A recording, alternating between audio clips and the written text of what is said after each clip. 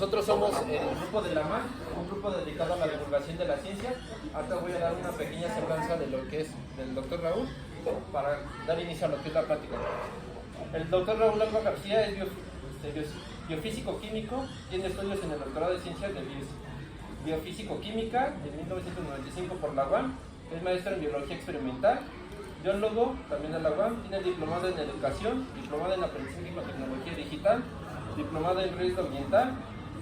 Sus líneas de investigación es la fisicoquímica de la translocación iónica membranal, pensamiento crítico con base en ciencia didáctica y evaluación del aprendizaje de la ciencia, la docencia actual en la UAM, matemáticas, física biológica, astrobiología, ecología y pensamiento crítico.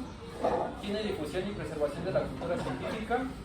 Es uso práctico del espacio exteriores y sus aplicaciones, comentarista invitado sobre la ciencia, educación en TV y radio, en MBS Noticias, ADN 40 News, Radio IPN, Imagen en la Ciencia, entre otras. Eventos de divulgación de la ciencia y tecnología espacial en la Agencia Espacial Mexicana AEM, periodismo científico en el Centro de Comunicación de la Ciencia de la UNAM. Sus colaboraciones con consejerías y asesorías son Secretaría de Educación y Cultura de Quintana Roo, Subsecretaría de Educación Básica de la SEP, Consejo Internacional de Fomento Educativo, conferencias del programa Domingos en la Ciencia de la Academia Mexicana de Ciencias, y ha sido miembro de la Sociedad Mexicana de Bioquímica, la Comunidad de Salud, Internet 2 México, Internet Society, la Sociedad Química de México y la Sociedad Mexicana de Electroquímica y Corrosión. Con esto vamos a dar inicio a su plática de lo que es bioquímica. Adelante, doctor. Gracias.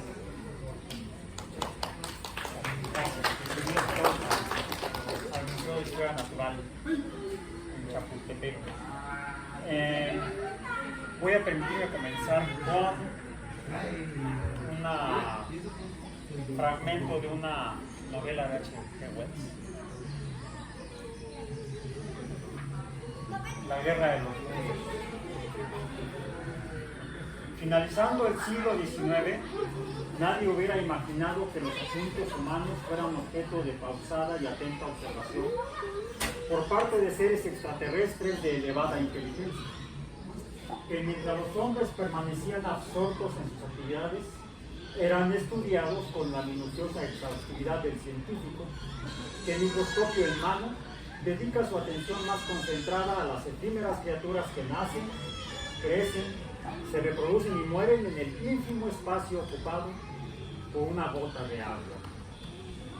Ajenos a ello, la raza humana circulaba por el planeta ocupada en sus labores, segura de reinar de modo pleno sobre su hábitat. Quizás en su ámbito, bajo la lente del microscopio, los microbios actúen de similar manera. Así, nadie supuso que mundos más antiguos del espacio pudieran ser amenazas para la existencia terrena. Y si se pensó en ellos, fue tan solo para desechar la posibilidad de que hubiera vida en ellos. Es extraño rememorar ahora lo que se suponía que aquellos días lejanos. A lo sumo, los terráqueos imaginaban que Marte podría estar habitado por seres de inferior inteligencia a la humana, dispuestos a recibir de buen grado una expedición enviada desde la Tierra. Mientras tanto, allende los abismos espaciales, seres que con relación a nosotros son los que nuestra inteligencia lo es con relación a los animales, intelectos ricos, fríos e impiadosos, observaban nuestro planeta con la mirada ansiosa del conquistador, mientras preparaban con lentitud y certeza los planes para lograr su objetivo. Y al nacer el siglo XX, la terrible realidad destruyó nuestra ilusión. Así comienza la novela original de Herbert George Wells, mejor conocido como H.G. Wells, de La Guerra de los Mundos, la cual es curioso, es catalogada entre los expertos en literatura como una de las mejores novelas de ciencia ficción que se han escrito hasta la fecha. Tan es así que ha sido llevada al cine, al menos en 2 ocasiones, y es ya actualmente incluso hasta una icónica representación que hubo de ella previo a la Segunda Guerra Mundial, a finales de la década de los 30, en una estación de radio en Nueva York, por Orson Welles,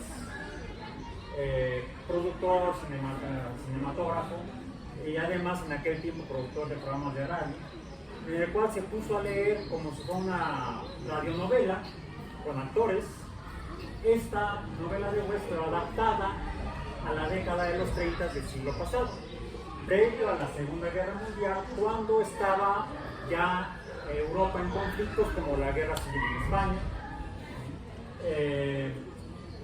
Japón había invadido China en Asia, entonces estaba el mundo muy agitado y Orson Welles en su programa de radio nocturno de fin de semana se le hizo interesante leer una adaptación para esa época de esta novela, actuada de modo que pareciera como un programa noticioso que estaba reportando que en ese momento estaban siendo los Estados Unidos invadidos por marcianos. La gente creyó que era cierto y se desató el caos en Nueva York, en Nueva Jersey. Finalmente las autoridades se enteraron del caos que había, trataron de ver cuál era la causa, terminaron interviniendo en la estación de radio y ordenando a Orson Welles que les recordara a su audiencia que era una radionovela. Así la gente creyó que lo que era ciencia ficción podría ser real. Y de hecho, a principios del siglo pasado y mediados del siglo pasado, después de la Segunda Guerra Mundial, los científicos no tomaban en serio la posibilidad de que hubiera vida más allá de la Tierra. A cualquier científico, astrónomo típicamente, que sugiriera que pudiera haber vida extraterrestre, se le tildaba de loco, se le segregaba de la comunidad científica. Hubo algunos en el siglo XIX, como el profesor Lowell, que tuvo, afortunadamente era un profesor que tenía dinero propio, tuvo que salir de su comunidad y construir su propio telescopio observatorio astronómico en el desierto de Arizona. Entonces, actualmente está rodeado por una ciudad, y es el observatorio Lowell, en el cual se dedicó a estudiar Marte en particular, hacer observaciones metódicas de Marte con sus telescopios, y llegó incluso a hacer mapas de lo que él observaba con sus telescopios. Por telescopio, incluso con los telescopios más potentes desde la Tierra, no de grandes instituciones de investigación, sino telescopios de grandes aficionados, casi parecen profesionales por los equipos que usan. Marte se ve como un disco pequeño, borroso. Se alcanza a ver algunas manchas blancuzcas, otras más oscuras, que lo notable es que cambian con el tiempo, al pasar el tiempo, al pasar el año, y se repiten cada 2 años. Se ve que tiene casquetes blancos en el polo norte y en el polo sur, que se extienden durante un año uno, se reduce el otro, y luego se invierten. Porque Marte, como la Tierra, presenta estaciones. Como aquí tenemos el invierno y el verano, también en Marte, por su eje inclinado de rotación, también presenta estaciones climáticas. Entonces, lo que supusieron Lowell y algunos colegas suyos en el siglo XIX es que esos casquetes eran como la Tierra, casquetes de hielo, de agua congelada, que se derretían en el verano y aumentaban su extensión en el invierno en el hemisferio norte y en el hemisferio sur. Y entonces Lowell supuso, todo esto a finales del siglo XIX, que Marte podría estar habitado, que habría agua líquida, que es el requisito para que haya vida, que sabemos que es vital en la Tierra para la existencia de vida. Y así entonces él llegó a especular que podría haber hasta alguna civilización importante en Marte, porque en sus observaciones y al hacer mapas vio lo que parecían ser canales que había visto previamente otro astrónomo en Italia, Schiaparelli. Entonces, luego le interpretó los canales de Schiaparelli, que Schiaparelli llamó canales porque vio como líneas, como cañadas quizá, como el cañón del Colorado o el cañón del Sumidero, pero luego él fue más allá y pensó que eran canales construidos por seres inteligentes en Marte, que estarían pasando con problemas de sequía en el Ecuador y estarían construyendo canales para llevar agua de los polos hacia el Ecuador. Pues él fue un científico del siglo XIX que pensó que podría haber vida más allá de la Tierra. Pocos astrónomos y mucho menos biólogos le hicieron caso en el siglo XIX. Para el siglo XX casi estaban olvidadas sus observaciones de Marte y su observatorio se dedicó a observar otros planetas. De hecho, fueron los autores del descubrimiento ya hace casi 100 años, en 1930, están pasando por llegar al 2030, serán 100 años del descubrimiento de Plutón.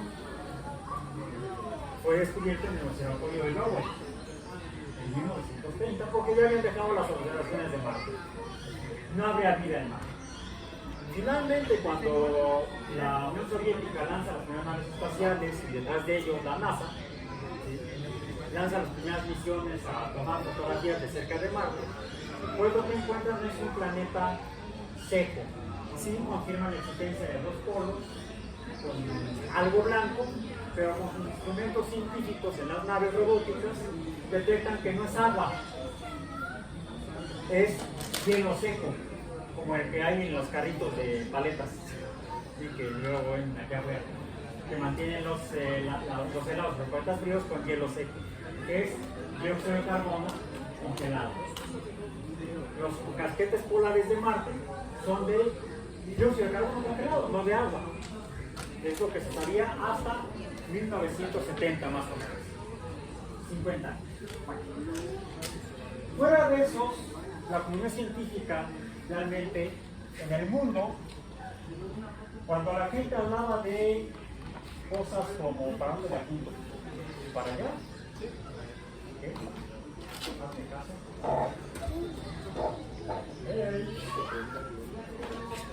¿Se habrá dormido? A ver, si los saben ahí. Ahí está, ya pasó. Cuando la gente ve eso, piensan en platillos voladores, cosas que no son ciencia, cosas que se llaman charlatanería, cosas de Jaime Maussan, ya saben, me tiene bloqueado en Twitter. Y eso siempre es una ficción, eso siempre me tiene bloqueado en Twitter. La guapa amaba. Bien. Hasta antes de 1960, buscar extraterrestres era cosa de novelas, de ficción y de charlatanes. Pero llegó un momento en que se llegó a plantear, alrededor de 1960, que buscar extraterrestres, pero ya de veras, sería una ciencia. De ahí, logos, estudio, como la biología, el estudio de la vida. Bueno, si buscamos vida en los astros, planetas, satélites, estrellas, galaxias, se estaría fundando una nueva ciencia, la astrobiología. Y de hecho así fue planteada por un premio Nobel de Medicina en la década de los 50, tenía un premio Nobel. Él era un microbiólogo, el profesor Joshua Lederberg, norteamericano, un judío. Le dieron el premio Nobel por sus investigaciones en bacterias, y él suponía que, dadas condiciones en que en algún cuerpo astronómico hubiera agua líquida, podría haber quizá bacterias por lo menos. No seres inteligentes ni sean canales, pero sí tal vez bacterias. Él, con base en sus estudios de las bacterias que él estudiaba en la Tierra. Yo me interesaba en eso sin ser formalmente un astrobiólogo. Mi campo de trabajo es la biofísico-química, whatever that means. Y me ubico en el Departamento de Ciencias de la Salud, de la Universidad Metropolitana de la Universidad de Jalapa. Y desde ahí me he dedicado a leer principalmente, a documentarme sobre qué es la astrobiología. Y encontré que, además de que el profesor Lederberg fue uno de los primeros, en la finales de la década de los 50, en sugerirle a la NASA que buscara vida, no solamente lanzaran satélites para alcanzar a los soviéticos, que sería interesante buscar vida. Y alguien que con él le propuso lo mismo a la NASA como organismo responsable de los Estados Unidos fue el profesor Frank Drake. profesor Frank Drake, en alguna ocasión que vino en 2007 a visitarnos en el Congreso Nacional de Astrobiología. O sea, ya hace más de 10 años que en México se cultiva la astrobiología como ciencia. Y hasta el profesor Drake, quien actualmente nos abandonó ya el año pasado, falleció, nos hizo el favor de dictar una muy interesante y divertida conferencia sobre astrobiología. Bueno, Frank Drake fue uno de los que junto con Leonard planteó: debemos buscar la posibilidad de que haya vida más allá de la Tierra en el universo, o al menos en nuestra galaxia. Eso lo hizo en 1961 y propuso hacerlo de manera científica. En ciencia lo que hacemos cuando tenemos una pregunta es dar una posible respuesta o explicación. A esto le llamamos hipótesis. Una hipótesis es una propuesta de explicación, pero nada más, no es una verdad absoluta. Es más, tenemos que en ciencia probar que esa hipótesis o es cierta o es falsa. Y entonces armamos un laboratorio y nos ponemos a trabajar. O lo hacemos en el campo o con telescopios. Lo que hizo Drake fue plantear precisamente una hipótesis. ¿Habrá vida más allá de la Tierra? Y una de las herramientas que usamos en la ciencia, no importa cuál, desde la sociología hasta la astrofísica, es que usamos la herramienta matemática. Y hacemos modelos matemáticos para escribir la hipótesis, la pregunta, la propuesta de explicación. Y la pregunta que se hizo Drake fue: en caso de que fuera posible que hubiera vida más allá de la Tierra, ¿cuántas, no solamente en cuántos lugares habría bacterias, sino fue más allá? ¿Sí? La pregunta que se hizo fue de haber cuántas civilizaciones tecnológicas habría en la Vía Láctea. ¿Cuántas civilizaciones? Y planteó para la Vía Láctea lo que ahora conocemos como la ecuación de Drake, un modelo matemático. Que no es más que, yo creo que la matemática es el lenguaje de los flojos, porque es una manera muy breve de escribir ideas largas. En lugar de escribir todo lo que está escrito atrás, lo hacemos con símbolos. Cada símbolo representa tal vez una palabra o una idea. Así, por ejemplo, la N representa el número de civilizaciones tecnológicas que habría en la galaxia de la Vía Láctea. Que depende de diferentes factores. ¿De qué depende que haya civilizaciones? Pues no sabemos que somos una civilización, o pretendemos que sea una civilización, la humana, que vive en un planeta alrededor de una estrella. Bueno, lo primero que se requiere que haya que son estrellas. Pero las estrellas se forman, evolucionan y de alguna manera mueren, entre comillas. ¿Sí? Astronómicamente mueren. Se transforman a procesos últimos.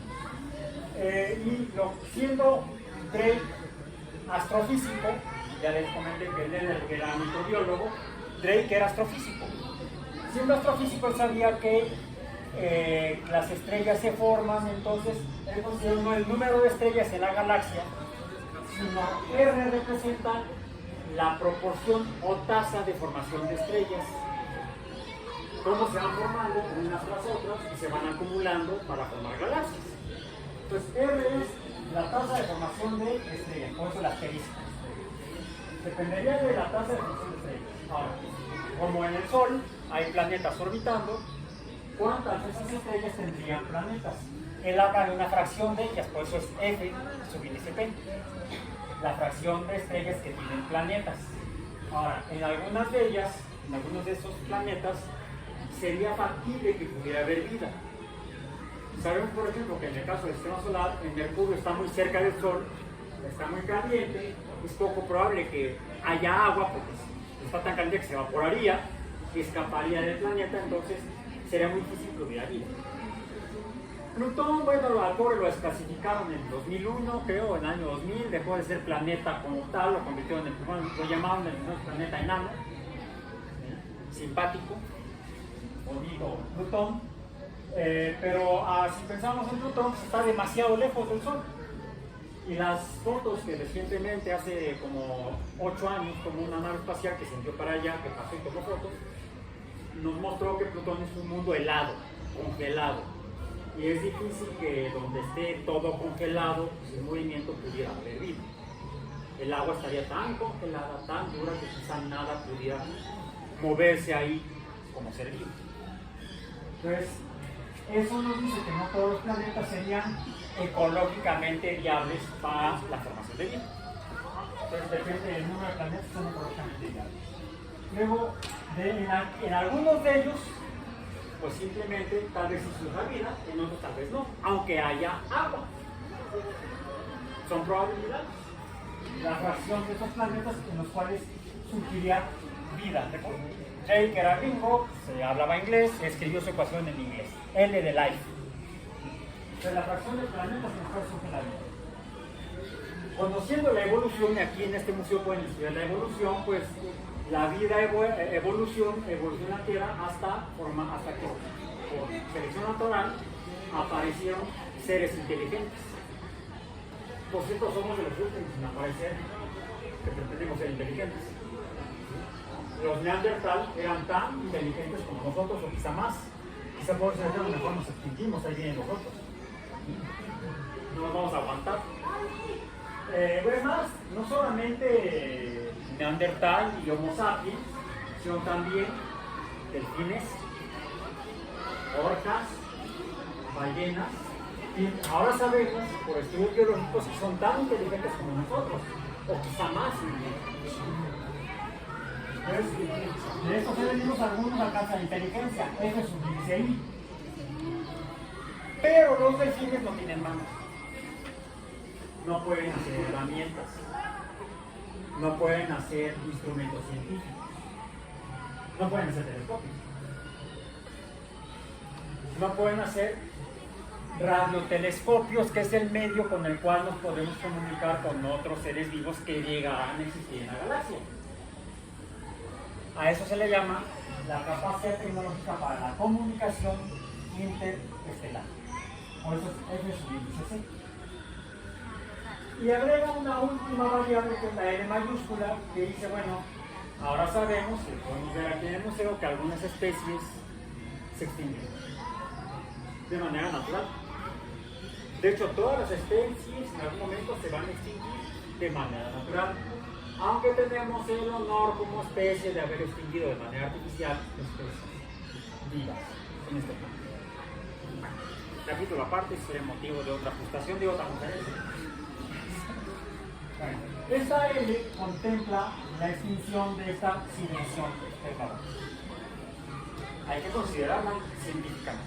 Bueno, planteada en 1961, y en esa época, con lo que se sabía entonces, empieza a ponerle números a la ecuación. Pues hubiera una estrella como el Sol que al año formándose. La galaxia tiene varios miles de millones de años de existir, habría ese número de miles de millones de estrellas que se habrían estado formando. ¿Cuántas de ellas tendrían planetas? Bueno, pues digamos que entre un 20 y un 50% de las estrellas podrían tener planetas. Fue meramente especulación.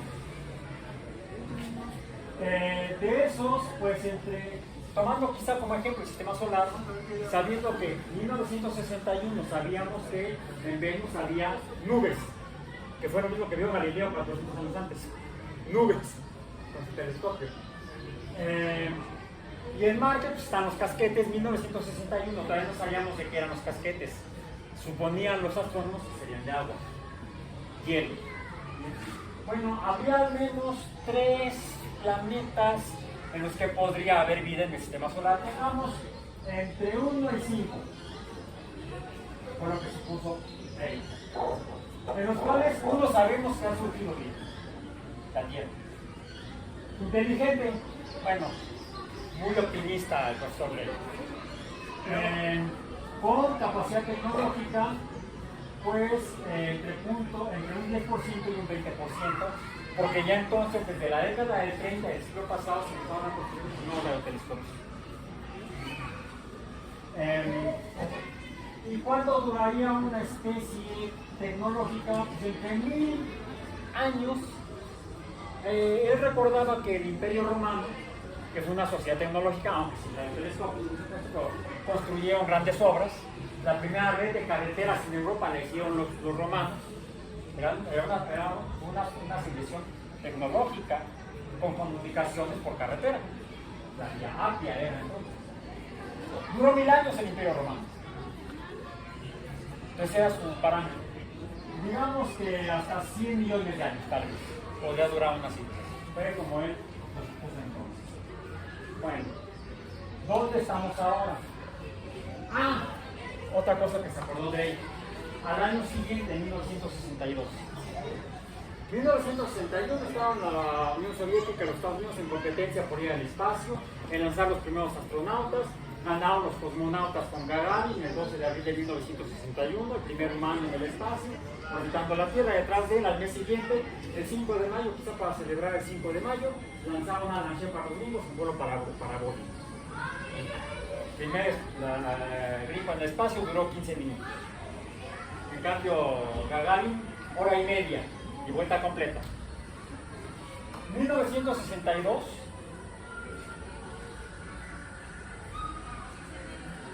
La NASA envió la primera misión robótica a estudiar Venus, a ver cómo eran esas nubes. Y también tuvimos la crisis de los misiles nucleares en la isla de Cuba, por lo cual en octubre hubo 12 días en los que estuvimos porque yo ya vivía en aquellos años, ya había nacido. Estuvimos así de un intercambio nuclear total entre la Unión Soviética y los Estados Unidos. 13 días después. Por lo cual, si los primeros radiotelescopios se habían construido en la década de los 30, la letra L habría tenido un valor de 25 años. Ni los romanos. No le llegamos ni a los romanos. Eso hace que debamos tomar en cuenta cómo van cambiando los futuros. Y además, empezamos la investigación astrobiológica con naves robóticas, además de radiotelescopios. Y así se han estado juntando números. Por ejemplo, pasamos de una masa solar por año, en 1961, a 2010, ya con estudios de otros investigadores, más de uno, quizás hasta dos estrellas por año se estarían formando. Los últimos datos al año pasado sugieren que podrían ser hasta casi 6 estrellas por año que se estarían formando en la Vía Láctea. Nada más que este autor nos dice, recordemos otra cosa, no ha sido constante la formación de estrellas, cada vez se forman menos. Conforme pasa el tiempo, conforme evoluciona, se hace más vieja una galaxia, empieza a disminuir la tasa de formación de estrellas. Por cierto, aquí estaría la formación del Sol hace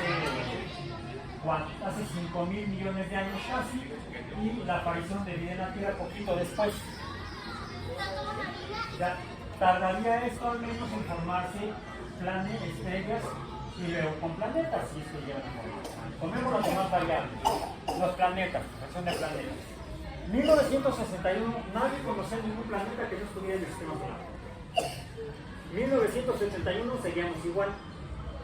Fue hasta la década del 80, segunda mitad de la década del 80, que mediante estudios con telescopios en tierra, se empezó a encontrar datos que sugerían que podría haber planetas alrededor de las estrellas. Les llamamos exoplanetas.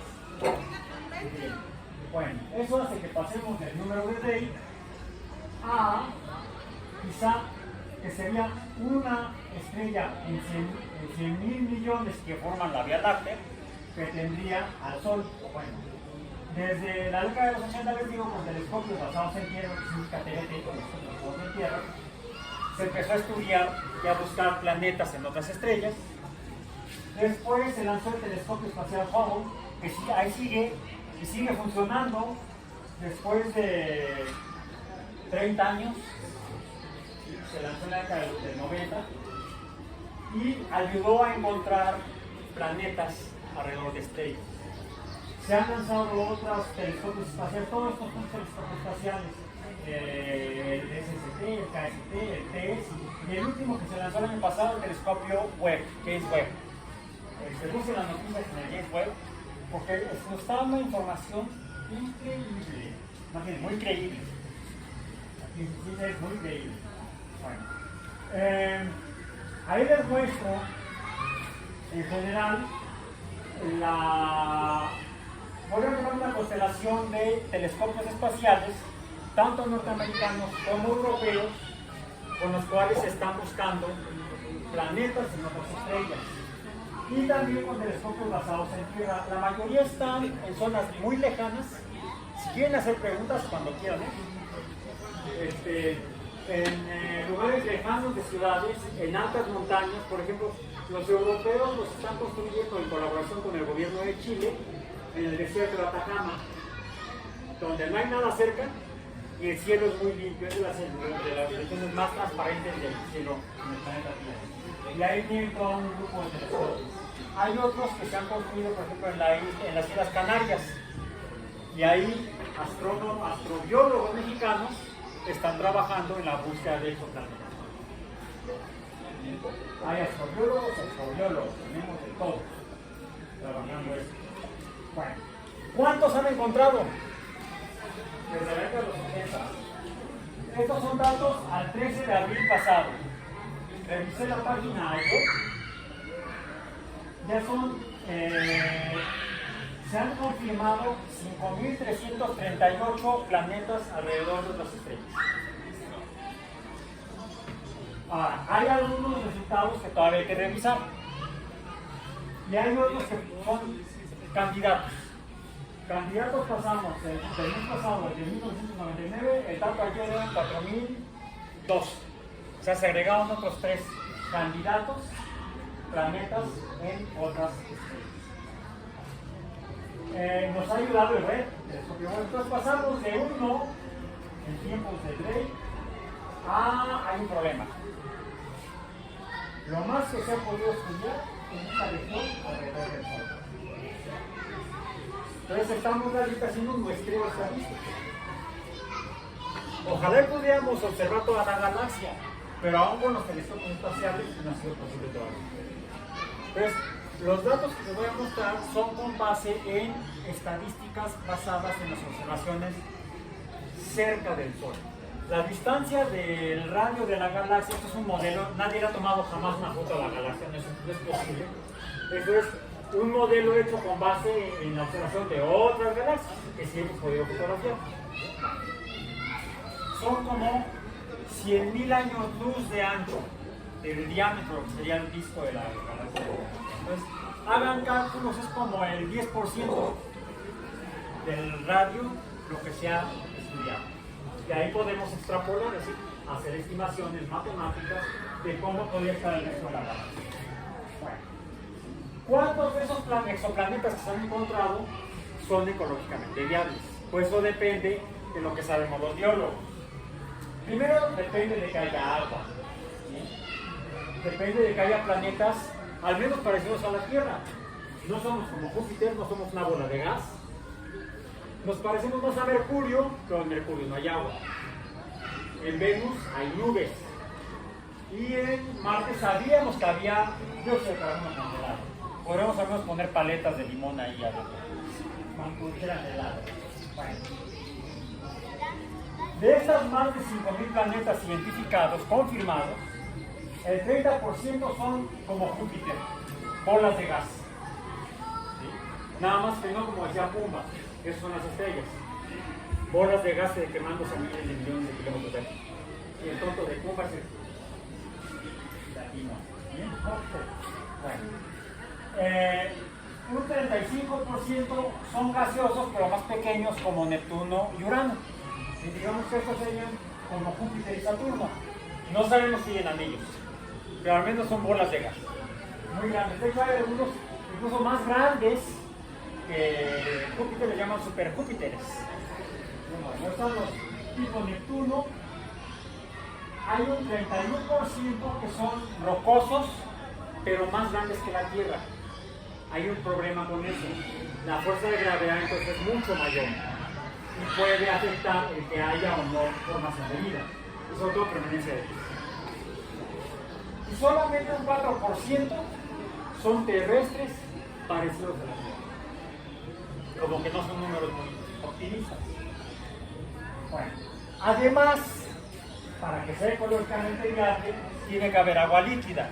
Eso depende de qué tan cerca estamos al Sol. Una forma de ponerlo es cuánto tarda en dar la vuelta al Sol. Por las leyes que descubrió Kepler hace 400 años, las leyes de Kepler que siguen una variación, sabemos que mientras más cerca está de una estrella o un planeta, más rápido es su año, vamos a decir, dura menos. Mientras más lejos, el año del planeta, es decir, el tiempo que tarda en darle la vuelta a la estrella, es mayor. Aquí la escala nominal está, lo que llamamos logarítmica, va de 1 a 10, a 100, a 1000, sería 10.000, etc. Lo que encontramos es que ¿cuánto dura el año? Cientos de años, podemos decir, porque la escala es logarítmica. Entonces hablamos de cientos.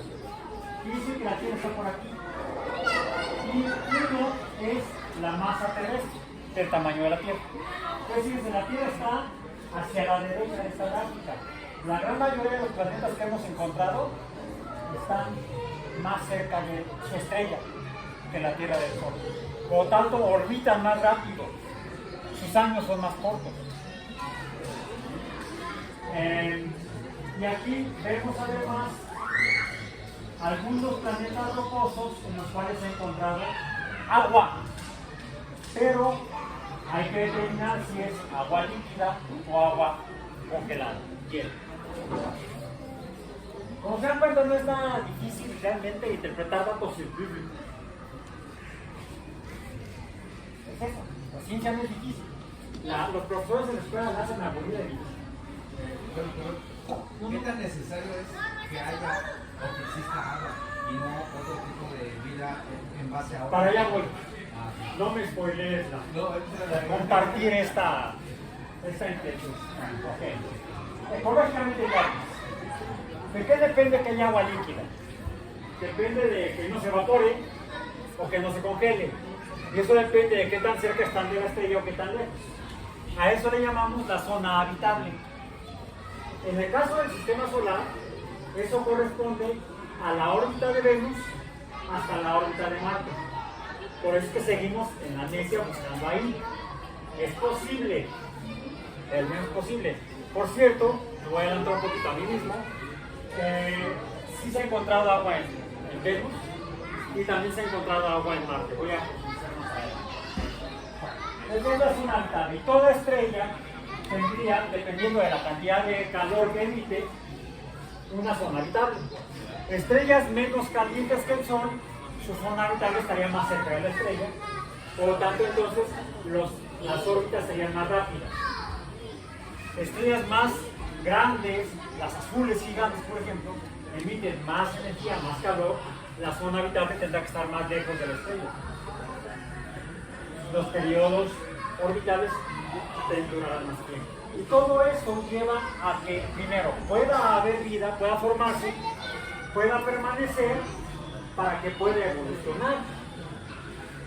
Por ejemplo, los planetas que estén alrededor de estrellas pequeñas, con menos energía, pues sí habrá una zona habitable, pero el periodo orbital es muy rápido, todo eso afecta el proceso de tiempo, o quizá no hubiera tiempo para que, en caso de que se forme la vida, evolucione, porque recordemos que las estrellas mueren, o sea, dejan de emitir calor, y si no hay calor, la vida se congela, se muere. Ok. ¿Cuál sería el número? Entonces, aproximadamente 10.000 millones, considerando que pudiera haber en toda la Vía Láctea, de esos 100.000 millones de estrellas, al menos un planeta habitable. ¿Sí? tenemos datos de estos, pero que los que tenemos que confirmar si efectivamente hay agua y es líquida. Y antes del telescopio Webb no se podía hacer. El telescopio Webb, como lo que hace es que observa en el infrarrojo y el agua absorbe el infrarrojo, es fácil detectar agua con el telescopio Webb, no con el Hubble, por ejemplo. El Hubble ve visible y en ultravioleta. Y es más difícil ver el agua con visible, con ultravioleta es mejor la luz infrarroja. Y estos serían algunos ejemplos de planetas de tipo terrestre, la mayoría más grandes que la Tierra, pero donde ahorita se supone que podría haber agua líquida. Son datos que se tienen que confirmar. Hasta aquí son, ojo, hipótesis, que es no una especulación cualquiera, sino una especulación con base en información confiable, dado que se debe a observaciones con instrumentos apropiados. No son especulaciones a lo burro, como luego hacen por ahí. Bien, bueno. ¿Cuántos de ellos tendrían vida? Solamente tenemos un ejemplo hasta la fecha, sistema solar. Bueno, y en la zona habitable habría 3 planetas, la Tierra, Venus y Marte. En los que haya vida, confirmado. Hasta ahorita no hemos acabado con ello. En Venus, yo le pongo tache porque lo que se encontró en esa primera misión de 1962 es que la temperatura, y luego la confirmaron, se ha confirmado por misiones robóticas posteriores, soviéticas, europeas, japonesas y también norteamericanas, que al nivel de la superficie de Venus, la temperatura es de 460 grados Celsius. ¿Cuál es la temperatura del horno en su casa? 300 llega cuando mucho. 300 grados. Y cuando lo usamos casi nunca, casi siempre horneamos a 200 y tanto. O sea, 460 funde el plomo. Solamente hasta ahorita la Unión Soviética envió como 11 robots, de los cuales pudieron aterrizar como 7 en Venus, y lo más que duraron funcionando fueron como 2 horas. En ese tiempo enviaron suficiente información. Confirmaron esos datos. Presión atmosférica, 90 atmósferas. Es como una olla de presión, pero más caliente que cualquier olla de presión y a mayor presión que cualquier olla. 90 atmósferas. ¿Cuántos? O sea, algunos de ustedes han tenido la oportunidad de bucear, o al menos de practicar un poquito el snorkeleo en Acapulco, en Cancún, en algún lugar. Cuando uno baja, luego siente que el agua lo aplasta, ¿no? Es la presión del líquido. 10 metros de columna de agua de mar, es una atmósfera. Y uno no baja, estás a 5 metros y ya se te aplastan los oídos. Entonces tienes que compensar. 90 atmósferas, ¿a qué profundidad estaríamos?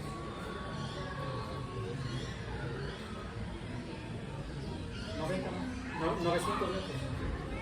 O sea, ni a 1000 metros. Y la profundidad media del océano en la Tierra es de 5000 metros. A la que está Titanic, por ejemplo, está a 5000 metros de profundidad en el Atlántico.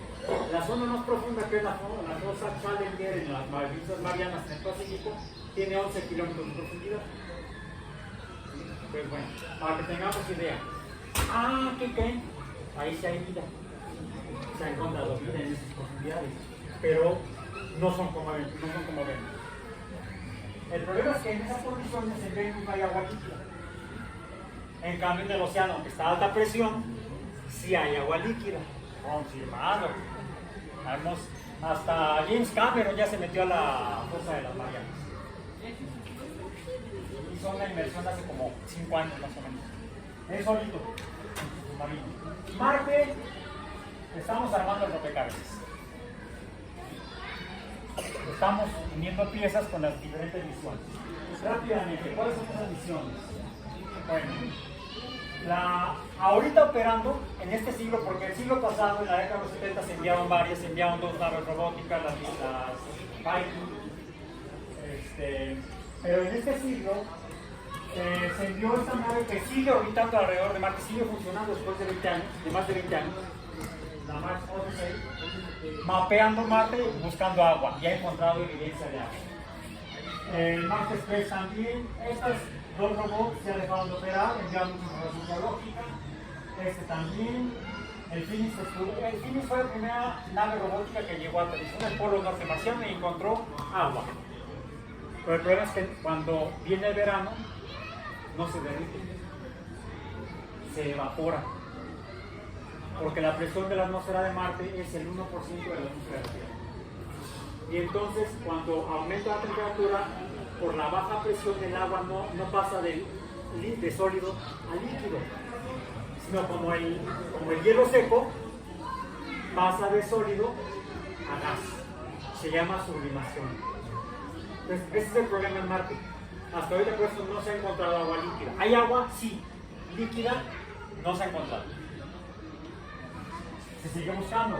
Por eso es que se han enviado dos naves robóticas carritos, vamos a decir, con un montón de sonidos, que son el Curiosity en 2012 y el Opportunity recientemente, no, el Perseverance, sí, Curiosity y el Perseverance, que se envió en 2020 y sigue funcionando hasta ahorita. De hecho, estos dos siguen funcionando, son los que están enviando ahorita información. Búsquenla en internet, está abierta, ahí pueden encontrar uno mucha información. Ok, pero ¿qué creen? ¿Hay algo interesante? Ya mencioné que en el caso de la Tierra, en las zonas profundas de los océanos, hay vida a alta presión e incluso a temperaturas altas. No sé si han visto fotografías de algunas como chimeneas que se han encontrado en el fondo del océano, que se llaman fosas térmicas o hidrotérmicas. Había aquí en el museo una exhibición, no sé si siga o lo están renovando, donde muestra eso.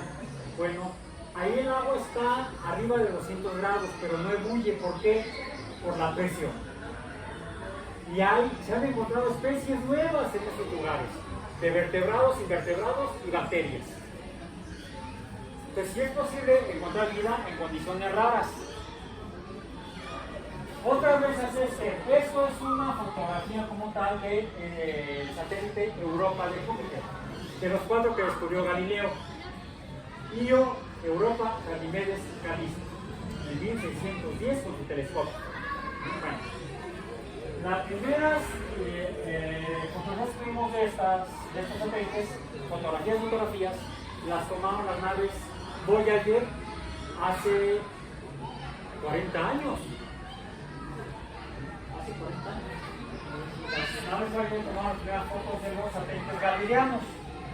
Lo que encontraron es que 3 de ellos en Europa, en Ganimedes y Callisto, su superficie parece ser como congelada, probablemente llena de agua. Bueno, 1979 y 1981 fue cuando se observó eso.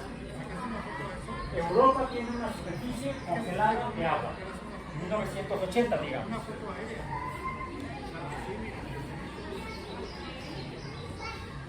En 2013, el telescopio Hubble encontró que salía agua de la superficie. Y entonces, el mes pasado, la Agencia Espacial Europea envió en este cohete una nave robótica a estudiar estos flujos de agua en Europa. La misión llega dentro de 3 años. Estén pendientes, anótenlo en su agenda. Ya se fue. No solamente en Europa de Júpiter se ha encontrado eso. Hubo una misión, la misión Cassini, de la Agencia Espacial Europea y la NASA, que estuvo estudiando durante 15 años Saturno y sus satélites o lunas.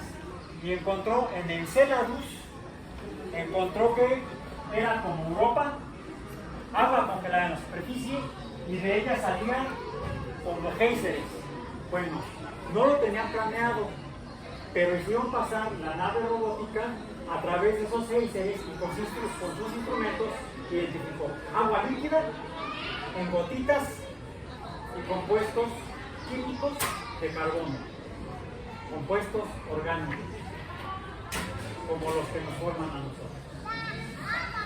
Por eso es que Caroline Porco, astrofísica, ex colaboradora de Carl Sagan, el Voyager, está planteando una misión para estudiar Enceladus, como ya está en viaje la misión JUICE a Europa, y el año que entra la NASA lanza la Europa Clipper para también estudiar Europa. Ok, pero ¿y la vida extraterrestre? ¿Será así? Lo que podemos decir es que seguramente será así. Cosas que toman energía, comemos, la procesamos y la excretamos en nuestros procesos vitales. Ese es un esquema, un modelo no matemático, no una ecuación, sino gráfico de cómo sería un ser vivo. Yo no sé si es verde y tiene 4 patas, no sé, 8 ojos, no sé, pero puedo decir que es así, como modelo. Bueno, debemos recordar que toma un tiempo la evolución de los seres vivos y se debe a la formación de los elementos químicos que se forman en las estrellas. La vida estará formada por esos elementos químicos. ¿Cuáles de ellos? El más abundante en el universo es el hidrógeno. Bueno, tenemos hidrógeno en nuestros organismos. ¿Cuáles otros elementos químicos? Estos 6. Bueno, nosotros no, pero las conchitas sí. Las diatomeas también. Son una especie como de conchitas muy pequeñas y son las diatomeas. Carbono, nitrógeno, el carbono, son los seres de carbono. Estamos hechos con carbono. Lo podemos saber cuando se nos abre el bistec. O las verduras que nos queman quedan negras porque estamos dejando el carbono desnudo. Por eso, así confirmamos si la materia tiene o no carbono. Si se ve negro, puede ser carbono. El nitrógeno está en nuestro ADN, fundamental para que se forme el ADN. El oxígeno, bueno, al menos nosotros tenemos de ellos, que es la excreta de las plantas. Bueno, sonriamos de la el azufre, nosotros respiramos oxígeno. Hay bacterias que respiran azufre. Viven cerca de volcanes, por ejemplo. El fósforo también forma parte del ADN. De hecho, es el responsable de que se mantenga estructurado el ADN. El fósforo, junto con el nitrógeno. Pero hay otros elementos importantes.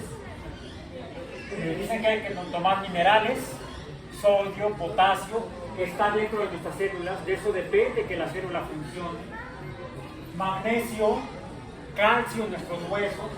El magnesio es fundamental, por ejemplo, en las plantas para la fotosíntesis. Para nosotros es el hierro en la sangre. Curiosamente, la molécula con la que las plantas hacen fotosíntesis y con la que nosotros transportamos el oxígeno en la sangre es muy parecida, son casi iguales. La diferencia es que la clorofila tiene magnesio y la hemoglobina tiene hierro. Una se ve verde, la otra se ve roja, cuando la molécula orgánica de carbono es casi idéntica. O sea, el papel de los elementos químicos en los metales es fundamental. Otros elementos químicos mentales, el cobre. Dependemos de que haya cobre, por eso también tenemos que tomarlo como cliente, porque eso depende que podamos usar el oxígeno para la respiración. Okay. Bueno, termino.